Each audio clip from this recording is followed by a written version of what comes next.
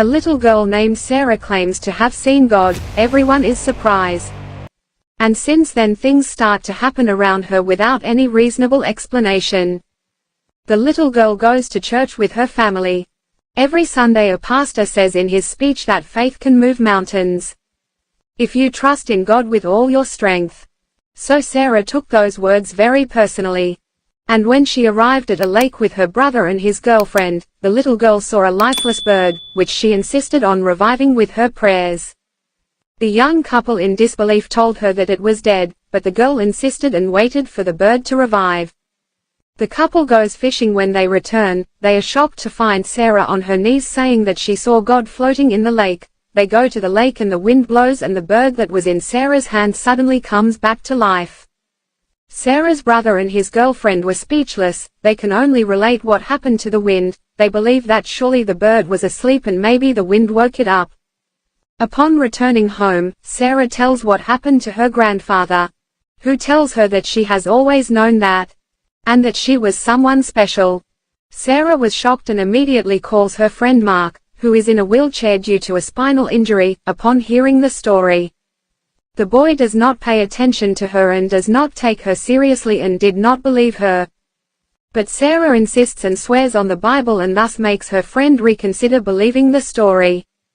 Before going to sleep, her mother enters the room and asks her to thank God for the day and all the good things that have happened to her.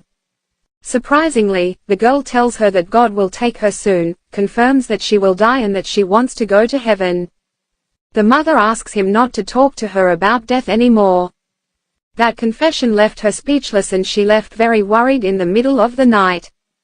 Danny wakes up and tells his parents that Sarah is not in good health. They immediately locate the family doctor, Dr. Ben, who quickly arrives and determines that it is just a flu and that they should not worry. Sarah's father enters her room, where he sees a beautiful drawing and asks her what it is, and she confirms that it is God in the lake. One day Sarah and Mark are surrounded by other kids, who make fun of her, calling her a liar for saying that she revives animals. Mark feels very sorry for what happened and confesses that he told everyone about the miracle because he was very happy for her. Danny and his girlfriend leave a coffee shop and see the boys attack her, as if her older brother decides to confront him and kicks a soccer ball directly at one of the bikes that one of the boys was riding, and happily they all fall off. In the same place, a member of the opposing soccer team appears and is accompanied by his dog and makes fun of Danny for having lost a soccer game, and just then something mysterious happens. A car almost hits the dog's owner, but Danny saves him and watches well as the dog is run over by the vehicle that was passing at high speed, and immediately dies. The young man, full of pain and bursting into tears, confirms that they killed his dog. Seeing the situation, little Sarah approaches and begins to pray for God to save the defenseless animal, and minutes later the pet miraculously gets up as if nothing had happened, before the astonished gaze of all those present who were left speechless at the miracle performed by Sarah, who was used by God. Days later, Mark, full of faith and excited, asks Sarah to heal his spinal injury.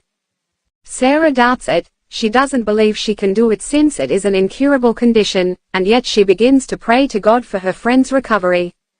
And what do you think? The next day, Mark goes to a medical checkup with his parents. The doctor routinely asks Mark to try to move his toes, without imagining what he was going to see would happen. He realizes that the boy's toes are moving, but he regrets it. It doesn't mean that he is recovering, since the small hope was not in the diagnosis. The doctor cannot explain why he moved his toes, and in a matter of minutes, Mark manages to stand up and walk without a problem, leaving everyone present shocked, and especially the doctor, who finds it hard to believe what he sees and thanks his friend Sarah for her prayers. At that moment, a journalist who was there, decided to take note of what happened, and made known what happened in the hospital and that Sarah was seen on television advertising her ability to perform miracles. The pastor along with the doctor decided to go visit her and give her the good news about his friend, who openly thanks God for the miracle. The pastor, very sure of what had happened, asked Sarah about her experience at the lake. She was very excited to tell the details of what happened. He asks her if she has been talking to God often. Then she refutes him, saying, perhaps he doesn't talk to God. Dr. Ben suggests that they should perform additional tests to rule out any abnormality on her part. The pastor's position was very different. He claims that there must be something very special in the little girl to be able to perform miracles. The parents are very worried, because the news begins to circulate in the local media. Sarah is in great demand and receives visits from different people hoping to find a miracle through Sarah. But her parents don't agree and ask them to leave. They ask her, what if all those children don't have the same faith? Sarah answers, what if they do? Sarah continues walking and greets the people outside. Among them is Teresa, a young woman who suffers from cancer and loves horses. She is the young woman that Sarah saw days ago, in one of her dreams, wanting to be her friend. Sarah asks her father if he thinks she wants to be my friend.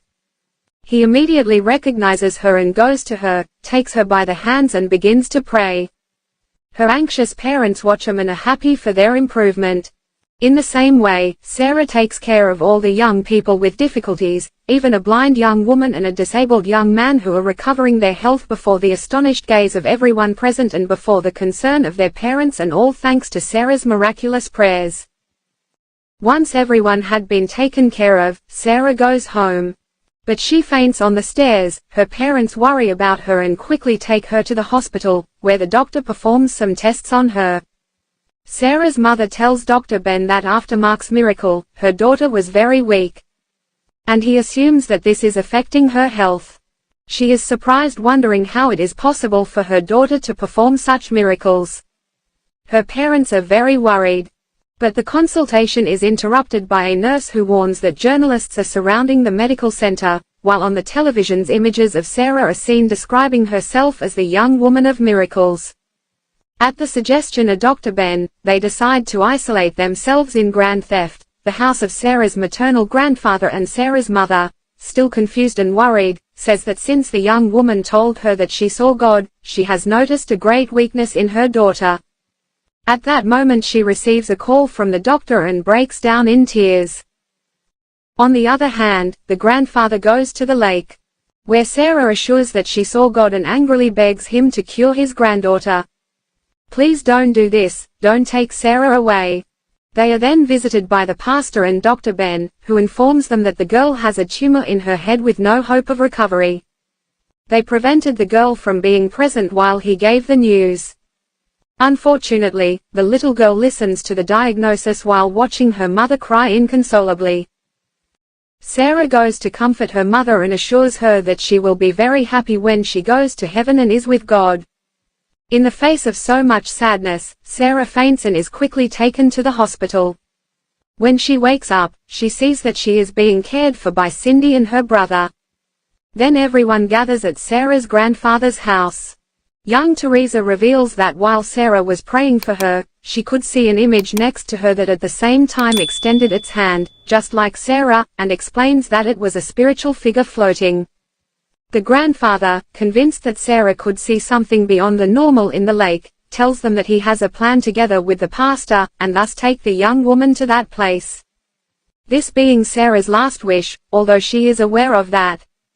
The idea will not be accepted by her parents. However, all those present decide to support them, and this is how the plan is put into motion. Each one takes care of a detail, while the grandfather and the pastor wait for her in the van.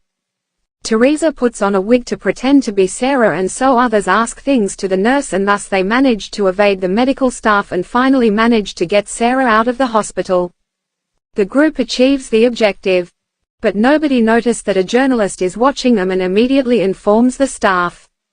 Sarah's parents, upon learning what happened, quickly go to look for their daughter and realize all the deception they did at the hospital. The car is chased by the police. It was exceeding the speed limit and tries to pass them. At that moment, it is interfered with by a tree that fell in the middle of the road due to a storm that has been going on for days. The owner of the dog that Sarah resurrected appears and asks her if she wants to take her somewhere, and is encouraged to help by guiding them through a shortcut, to get to the lake faster. However, the road is not easy and suddenly they meet a wolf that is scared. Finally, the young people reach the lake with Sarah and immediately, their parents, relatives, friends and journalists arrive at the place.